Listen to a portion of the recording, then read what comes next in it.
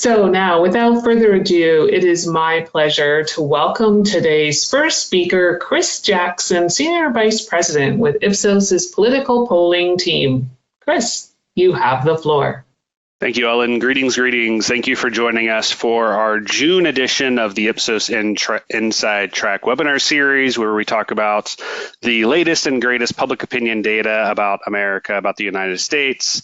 I am Chris Jackson. As Ellen mentioned, I'm the head of the public polling team. I'm joined by my colleague, Sarah Feldman, who is our senior data journalist on the team.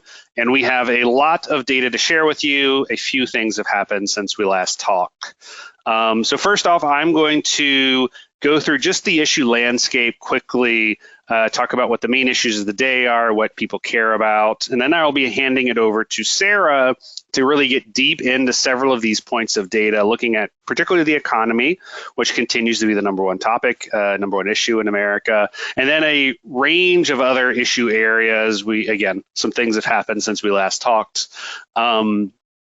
Addressing a whole host of topics. And then finally, I will come back on to discuss some of our latest political data in the continuing lead up to the 2024 election, the thing we're all sort of looking forward to, waiting for, dreading, whatever the right term for that might be. But we're already sort of tracking it and seeing what's happening. So with no further ado, let's dive into the main problem, the main issues section of the survey. All right, so first off, what is the main issue facing, the most important issue for Americans? It is, of course, the economy, employment, and jobs. It has been the main issue for several years now, really since relatively early in the pandemic. Public health sort of fell back down and the economy sort of went back up as the main concern. And it continues to sort of be in a relatively clear position as that front runner, then followed by a range of other issues: crime, immigration, discrimination, morality. You can see it's actually a very sort of diffuse issue set after the economy. And I think that's a characteristic of an environment where, yes, the economy is dominant, maybe not super dominant like it would be if we were in a recession, when it'd probably be more like 50% of Americans saying it's their number one issue. But other than that, it's a very complicated environment. There's a lot of things going on, a lot of worries on people's minds, ranging from climate change to crime to corruption. And that, I think, is going to be a characteristic of the next year and a half as well. Again, absent some sort of major economic events, where we're going to have a lot of things going on, but no single thing, no single issue or topic really dominating the debate for more than a day or two at a time. And then looking at sort of particularly those top two issues, the economy versus crime, this is from a recent Global Advisor survey we did, where we actually asked about views of the economy and crime around the world and asked people specifically, what is their priority for the government? Is it the economy, creating jobs, boosting the economy? Is it reducing crime? Or is it protecting health and the environment, which is sort of a broadly speaking sort of public health kind of concept? And we can see that basically half of Americans are saying prioritize the economy, and then about a quarter each saying fighting crime versus protecting public health and the environment. And that's actually a little less of an economic center than around the rest of the world, where it's even more focused on the economy. So yes, crime is an issue. Yes, public health and the environment are issues, but it's always important to remember that the economy is the center of the discussion, the center of the debate. And essentially the fact that the economy is actually doing relatively well is, I think, allowing all of these sort of other culture war issues to sort of come to the fore, because while the economy isn't great for people, it's not terrible for people either, giving people essentially the mental space to be worried about other topics. And Sarah will be getting into some of the economic data in a moment. The next thing I wanted to sort of show you is this new survey that we're conducting called the Ipsos Carometer. It's actually being run by Matt Carmichael, who is a colleague of ours in the marketing and communications team. And it's based on the Ipsos Consumer Tracker, which is a survey that we field every 2 weeks, looking at various sort of consumer-related issues. But the core of this one is looking at, do people know about a thing that's happening? knows this way? And do they care about a thing that's happening, right? Because just because you know of something doesn't necessarily mean you care.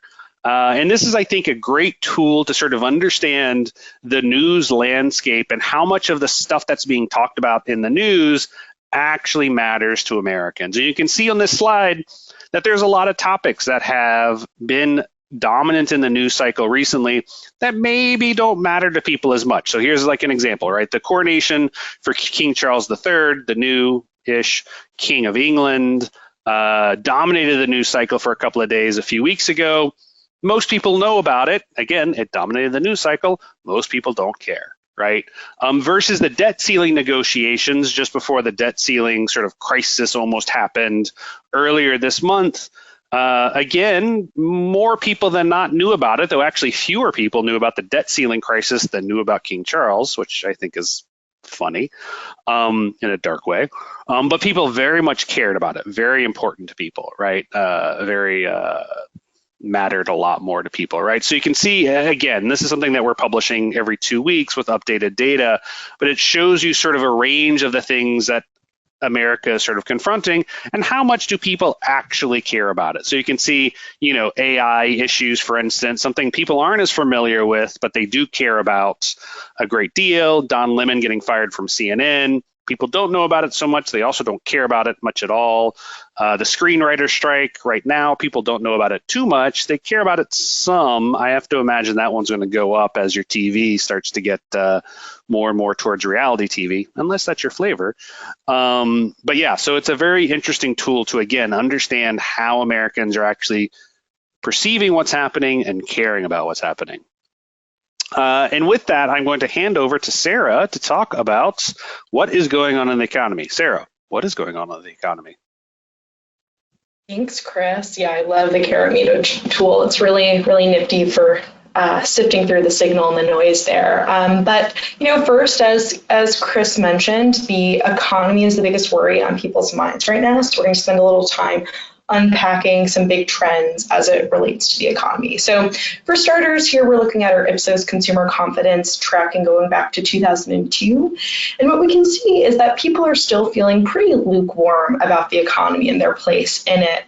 Right now, we're hovering below the historic average for our consumer confidence index. Though, you know, relative to other moments of economic turbulence, we're still kind of coming out of this period of high inflation that has been squeezing Americans for well over a year.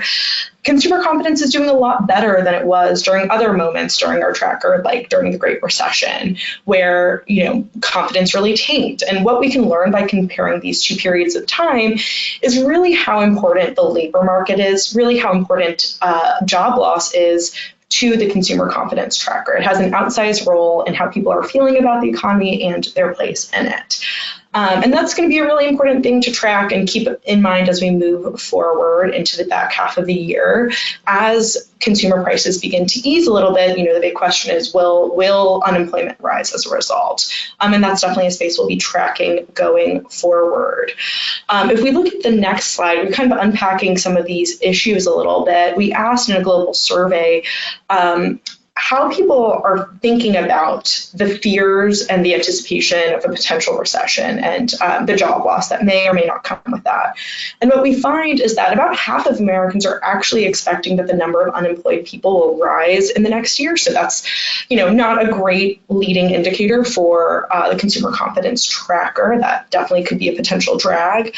But what I think is really interesting about this slide is that who you are actually matters quite a bit in terms of how confident you are in the economy and in the expectations for the job market. So Republicans are a little bit more pessimistic about the state of the job market over the next year compared to Democrats and independents. And despite that, there's not actually a really big difference by income. You know, that those numbers by income are pretty stable. So your material reality with the economy is maybe not factoring in as much as other indicators like partisanship. And that's a really important thing to keep in mind as we understand what's going on with the economy, because, you know, partisanship is really coloring people's experiences with that right now. But of course, fears of recession, job loss is not the only side of the employment labor coin. The other side, of course, is job seekers and people's satisfaction with their jobs. And we did this fantastic piece of research with the Washington Post recently that kind of dives into some of those themes, topics, questions a little bit more. And what we find maybe is not so surprising on the left-hand side of the screen. What do people value in a job? Well, far and away, the thing that people value most in a job is a good boss and a good paycheck. Some of the other issues, other values kind of fall secondary to that, things like good time off, career growth, and work from home. Again, a hot topic, something that's been in the news a lot, something that people have been kind of working through and thinking through since the pandemic, is rated less important relative to these other issues. I expect, based on other research we've done, that we might see that shift a little bit depending on what life stage people are in, whether they have kids, things like that. But at the top line level, nothing really beats a good boss and a good paycheck.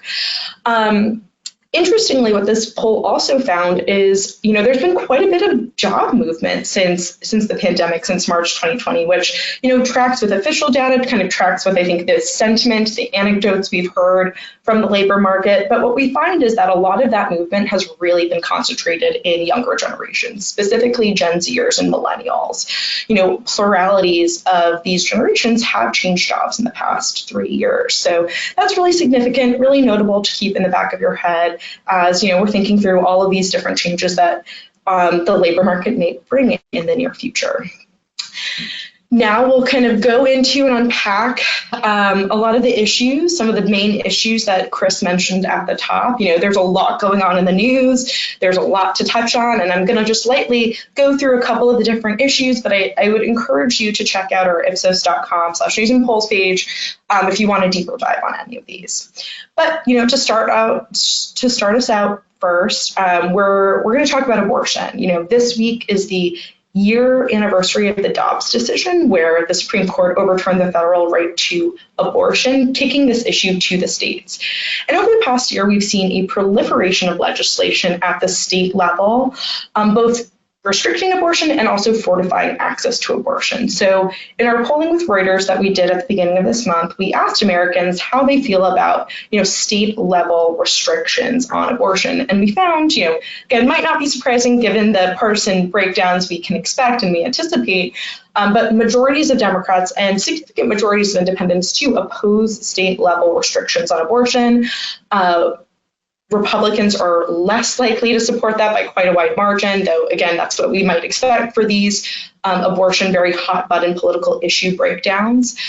Though I do think an important thing to note to just contextualize this finding is that what we know from other research, what we've talked about in this series before, is that abortion issues for the American public really exist in shades of gray. There are not a lot of absolutes that people adhere to. The public is really in this kind of middle ground when it comes to abortion. And that's just an important thing to remember as we head into the anniversary this week. So next, we are going to be talking about immigration, yet again, another hot button political issue. And I think what's important to note as we're just unpacking all of these issues is that while, partisanship and kind of the culture war divided moment our country is moving through right now feels very set, feels very cemented, this has not always been the case. And I think this slide and this data point really illustrates that well. When we ask people about this kind of nativist sentiment, whether employers should be prioritizing hiring people of this country over immigrants when jobs are scarce, we find that in the mid-90s, Republicans and Democrats were more or less in agreement on this question of jobs and scarcity and employment. But really in 2009, during the early days of the Obama presidency, we see things begin to change. And it's been changing ever since, with Democrats moving further away from Republicans on this item. And now this partisan gap is bigger than it's ever been. Interestingly, Cliff Young, the president of Ipsos Public Affairs, has an op-ed coming out on this that dives deeper into some of these nativist sentiments and unpacking the partisanship that's kind of embedded in there. So I definitely encourage you all to check that out. So following immigration, we'll be talking a little bit about crime, another big issue for Americans, as Chris mentioned at the top. And this poll is from our Ipsos Global Advisor survey vehicle, and we asked Americans, along with many other people in many other countries, what types of crime they're actually experiencing in their neighborhoods or report hearing about in their neighborhoods. And in the US, by and large, about half of Americans report hearing or seeing about illegal drug use and vehicle theft in their neighborhoods. So that kind of takes the cake, runs away from other types of more violent crimes listed on the slide. But I think, this issue of crime, this question of crime, really brings up another hot button issue that has been swirling around in the public discourse for the past couple of years, and that's law enforcement.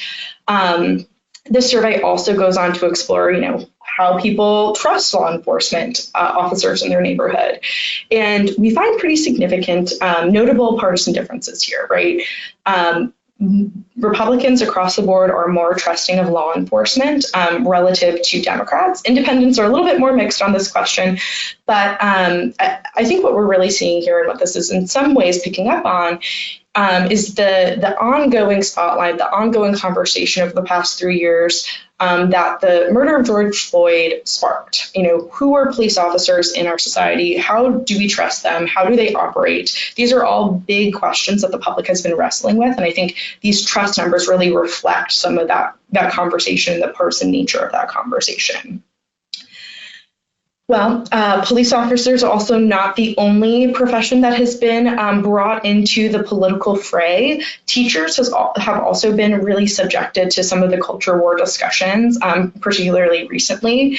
This is polling we ran with NPR, and we found that, most people feel that the public's perceptions of teachers has actually gotten worse in the past decade, alongside, the working conditions of teachers as well.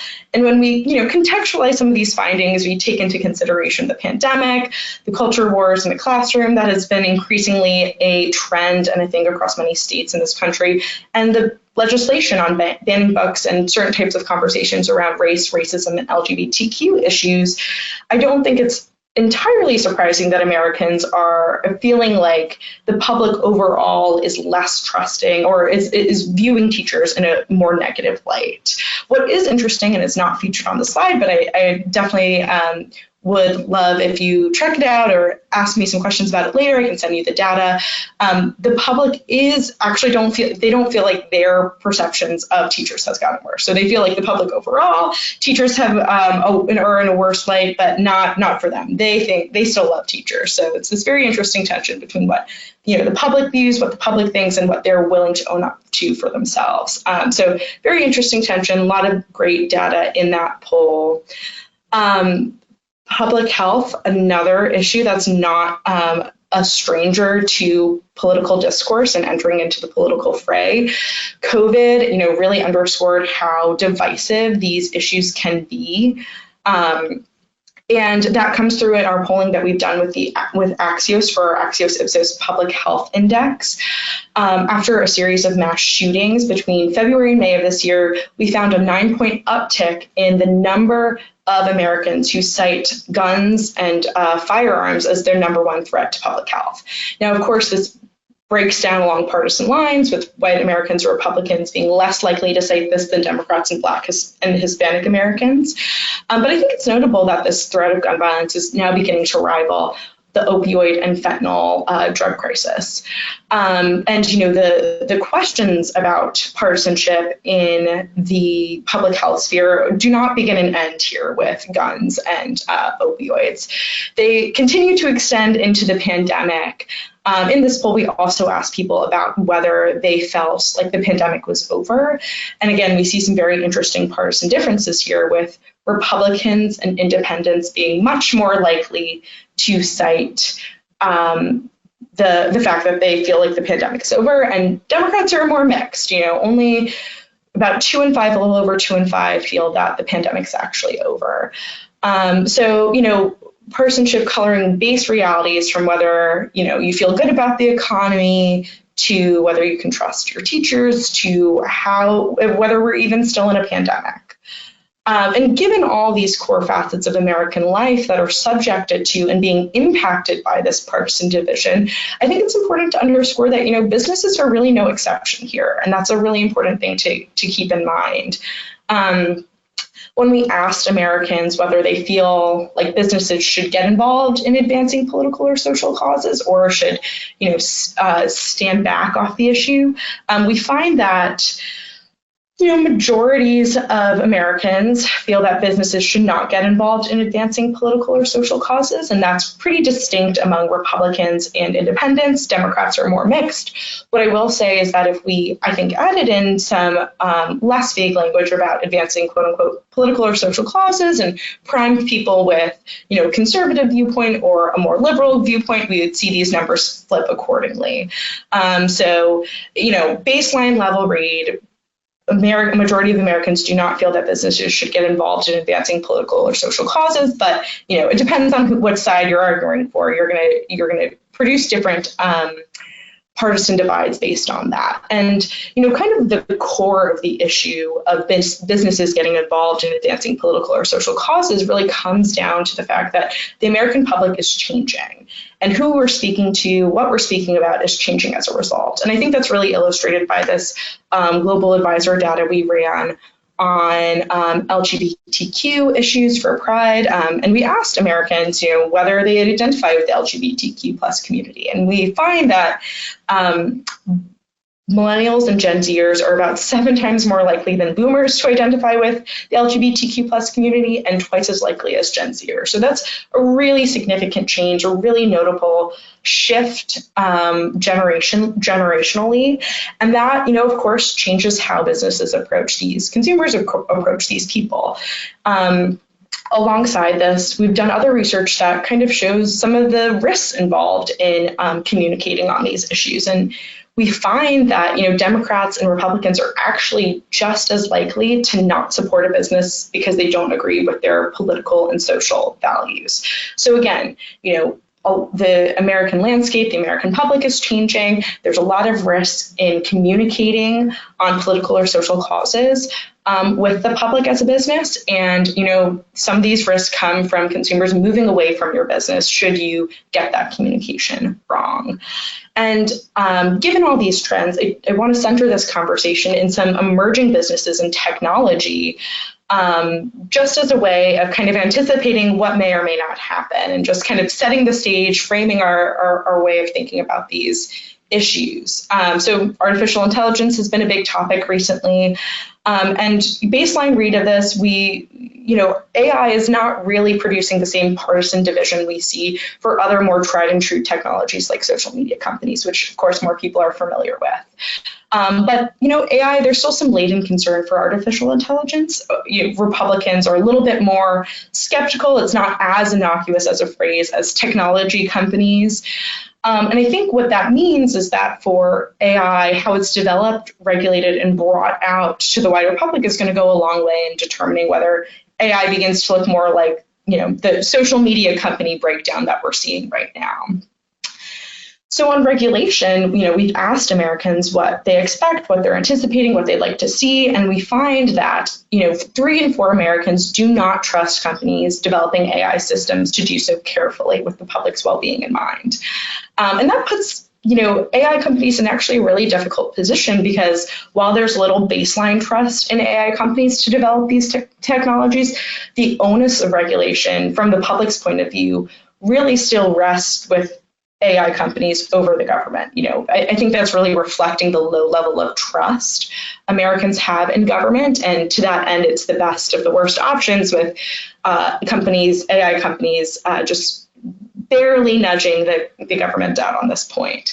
But to center this back in partisanship, what that means is that there's a lot of risk involved. There's a low level of trust to begin with, and there's a lot of risk involved when it comes to communicating about this. And partisanship really holds the ability to warp opinion and divide it along these very deep fault lines. And artificial intelligence, any new businesses or technologies emerging generally really run the risk of falling into those fault lines and being divided along them, as we've seen across a number of different issues like crime, teaching, and immigration and abortion as we ran through today. So with that, I'll kick it over to Chris, who will give us a 2024 update.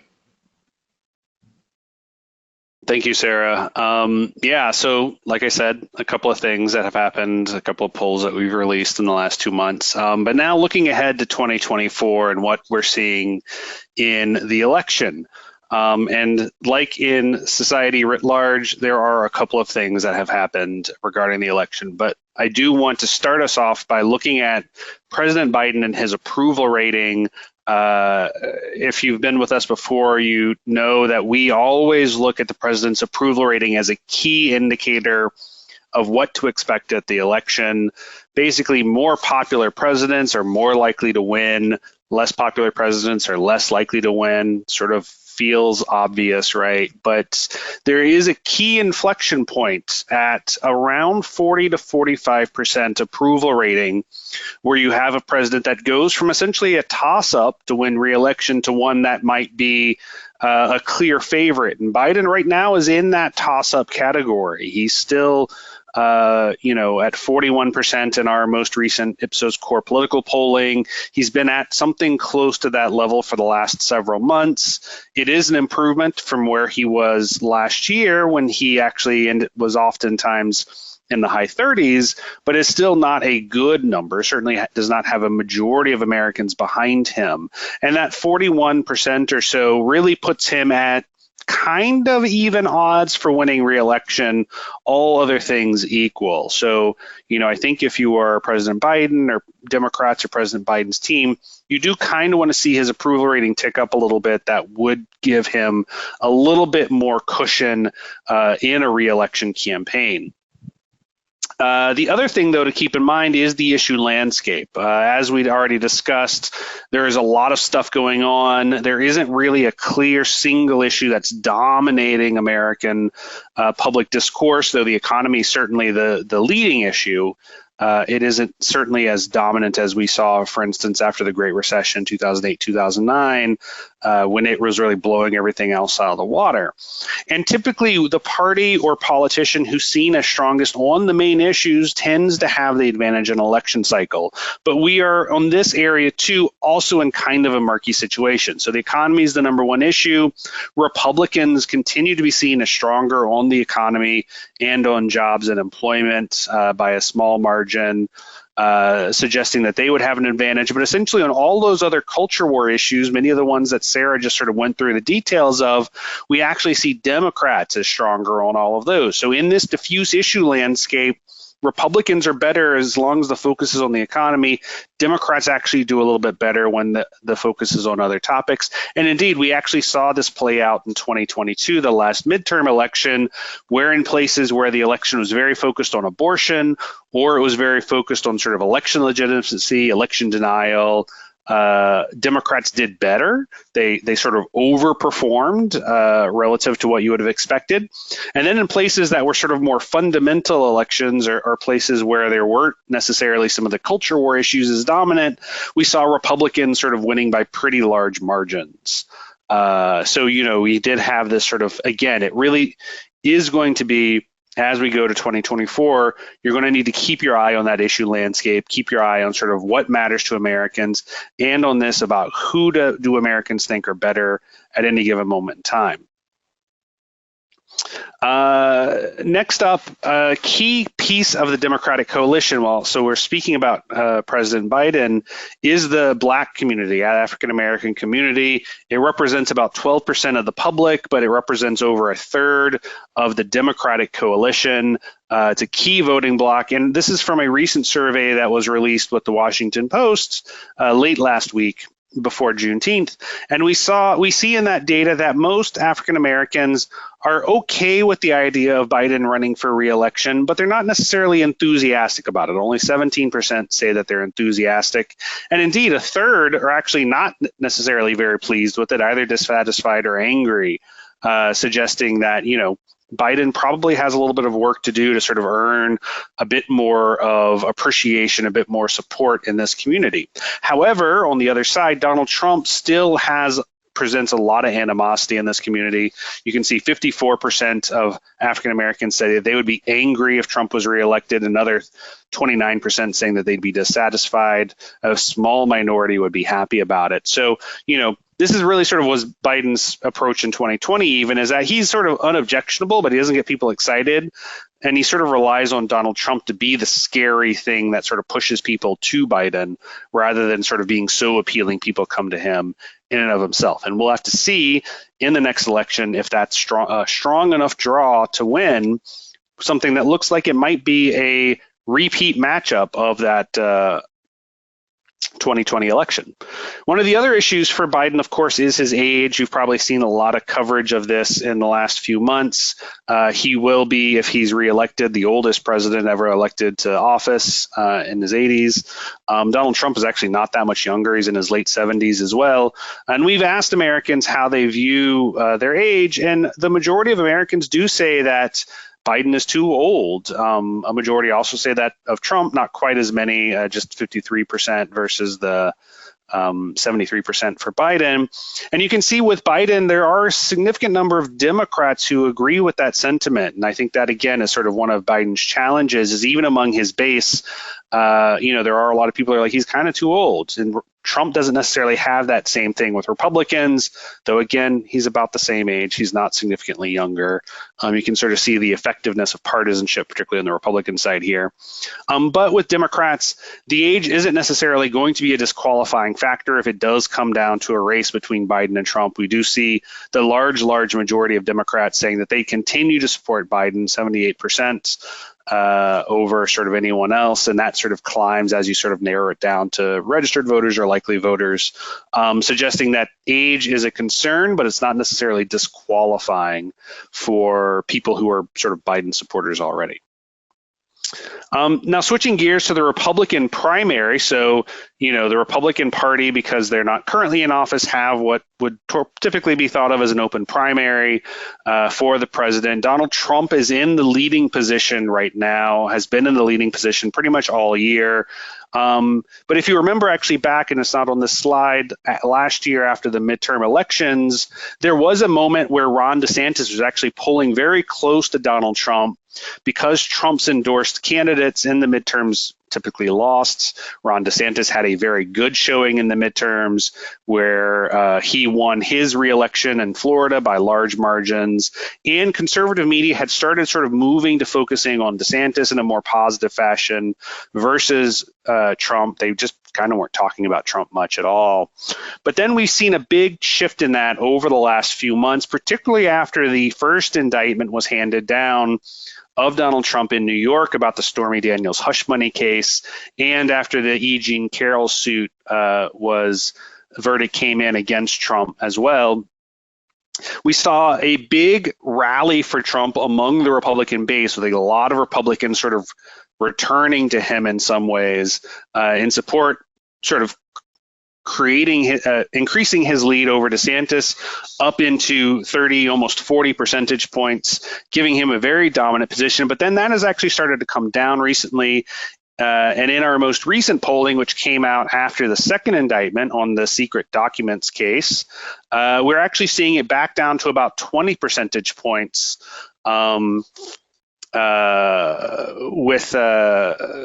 versus DeSantis, Ron DeSantis, which is the sort of the next highest challenger. And, this is, I think, an interesting sort of phenomenon that we're going to need to watch over the rest of the years. How much is Trump able to continue to hold on to this kind of plurality Republican support, even if it's not necessarily the majority of Republicans? Because, again, remember back in 2016, Trump didn't actually have the majority of Republican voters in the primaries until relatively late. He won a lot of those early primaries because essentially the opposition was somewhat divided and no one else was able to get more votes than him, even though the majority of Republicans did prefer someone not Trump.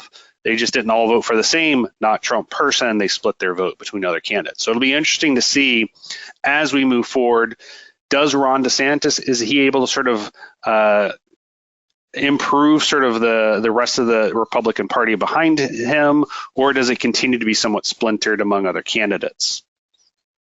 Another sort of way I wanted to look at this, though, is looking at this number among different factions, different portions of the Republican base. And I just sort of direct you to look at this section that is in sort of the light orange or light pink box. And this is looking at Republican men versus women and no college versus college educated. And you can see there are some key differences in sort of who they support by these groups. And the group that's most, I think, interesting to look at is college educated Republicans. This is a little over a third of the Republican base. And you can see among that group, DeSantis and Trump are basically tied, right?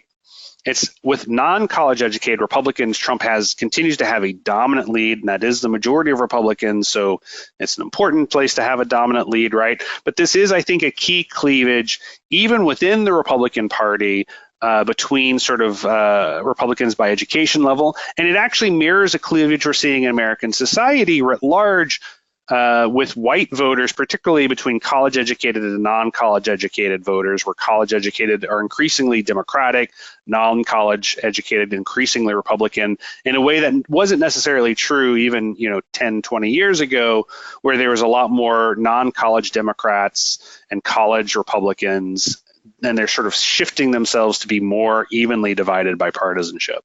So you can even see that playing out within the Republican coalition, where there are some key differences in attitudes among the college versus non-college educated Republicans. Now, switching to the indictment itself, and this is polling we did with ABC News after the second indictment, after the one in the secret documents case, we are seeing that the majority of Americans do believe the charges are serious. And then about half of Americans believe that Donald Trump should have been charged with a crime in the case. About a quarter think they were not serious, and about a third think he should not have been charged, and the rest are sort of don't know or undecided positions. But I think it's worth noting, as Sarah pointed out in a lot of those social issue data points we looked at earlier, the huge partisan differences on these issues, just mammoth partisan differences between Republicans, where it is a minority who think it's serious and very few who think he should have been charged, versus Democrats, where it is a large majority who believe it's serious and a large majority believe he should be charged. So again, huge political partisan differences on these questions. But it is an interesting thing to observe, and this is actually some analysis that was done in the New York Times last week, that this does actually have characteristics of a classic wedge issue, because the definition of a wedge issue is something that unites your party and divides the other party. So for Democrats, this looks like a bit of a wedge issue because virtually all Democrats are on the same page. The majority of independents are on more or less on the same page as Democrats are. And then Republicans are somewhat split. Now, they're more split on how serious the charges are versus should he be how serious they are versus if he should have been charged or not. But even with 16% saying that he should be charged, it does have some of the characteristics of sort of a classic wedge issue. So I would not be surprised to hear about this in Democratic messaging and Democratic sort of advertising, as we move forward, because it is something that looks like it kind of damages Trump a little bit. And as we see in the horse race, the Republican primary horse race, it might be damaging him there as well. I think the other thing, and this is again something Sarah sort of mentioned, is just how different the view of reality is on this issue by partisanship. We see that the majority of Republicans, 58%, say it is not believable that Trump illegally removed classified documents from the White House and stored them at his home, versus virtually all Democrats and the majority of independents. This is a fundamental difference of understanding of reality, of the basic facts on the ground. People just don't necessarily see the same facts that exist. And if you watch conservative media, you understand how they could get to that, because conservative media has not really focused on the facts of the boxes of things that were in Trump's storage, and instead have focused much more on sort of political angles and the potential motivation of the prosecutor and things like that. So there's very much an information asymmetry around the issue. And I think it's important to keep that in mind, because when you actually ask about the fundamental value, Americans are on the same page. So we asked this question in a recent Reuters poll: do you agree or disagree that Donald Trump is not above the law? And the large majority of Americans agree with that sentiment, that Donald Trump is not above the law, including 83% of Republicans. There are other questions that were in this survey, like if Donald Trump had done something bad, should he be held account, things like that. Same basic numbers, right? Large majority. So Americans, no matter what their political stripe, agree on some of the same fundamentals, the same sort of respect for rule of law, things like that, which I think sort of pushes against some of the conservative op-eds that you've seen in the last week or two since the indictment came out that really sort of made this argument that, yeah, Trump did something wrong, but he shouldn't be held accountable for it. Like, he's a former president, he's running for president again, like, he shouldn't be charged. That's not where Americans are. Americans are, if you did something wrong, you should be held account.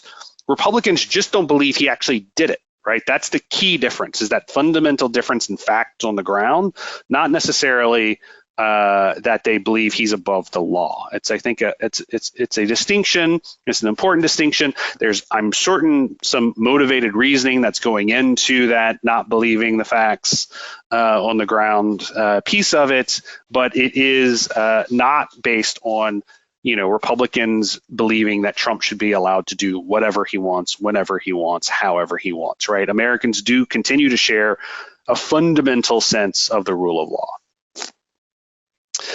Finally, just sort of looking forward to the next election, we look at sort of policy domains here, and we can see there are a couple of policy domains that are broadly popular.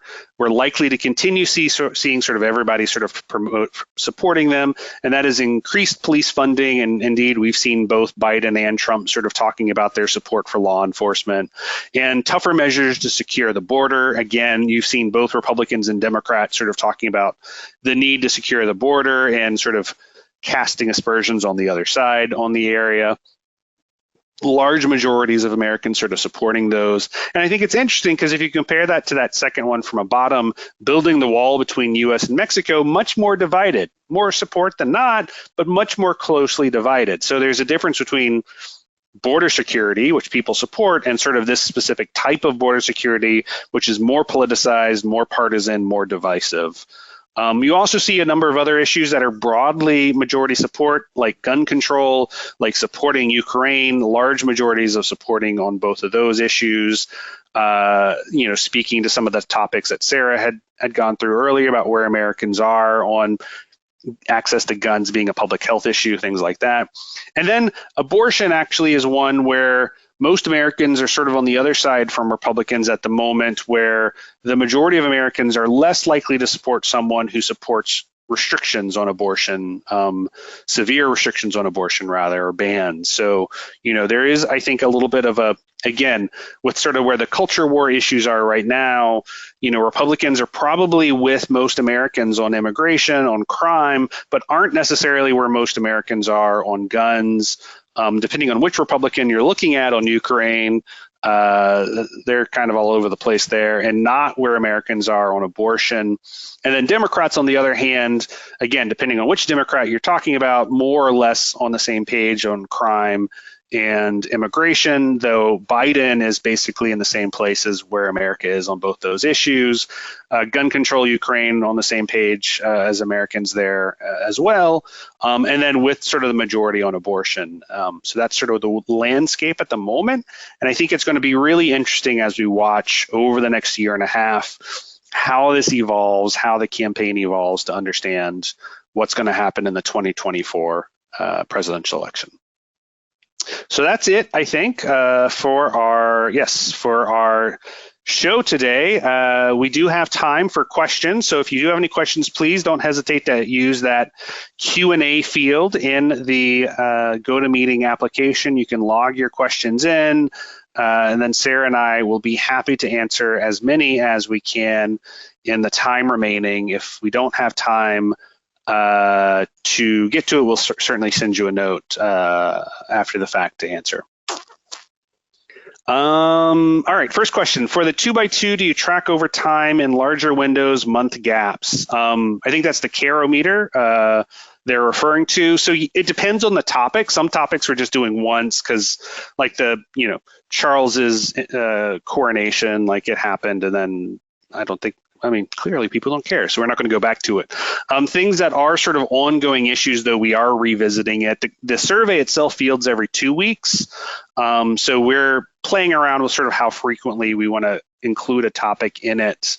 But we can track over time if something is, going up or down in terms of how many people know about it or care about it or what have you.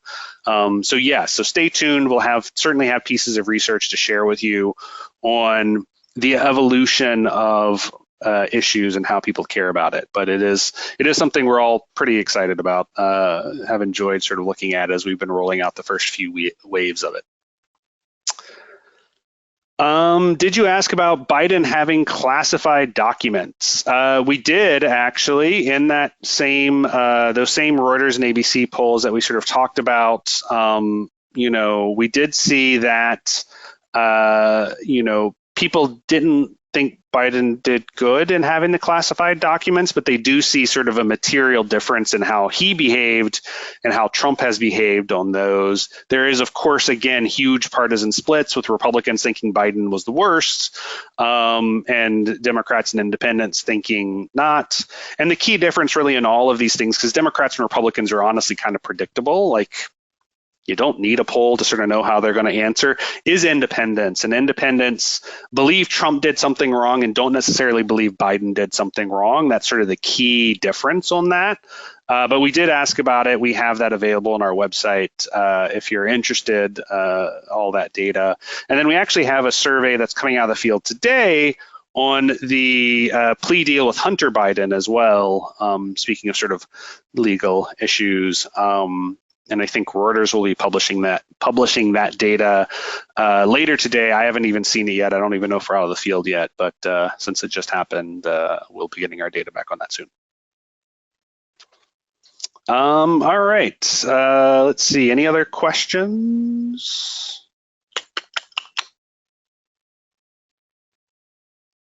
All right, no, I think that's all the questions we had so far. So if anyone else wants to throw a question in here in the last few minutes, you're certainly welcome to. Otherwise, we appreciate your time today. Our next Inside Track webinar will be August 15th. That will be sort of our mid-holiday, mid-vacation one.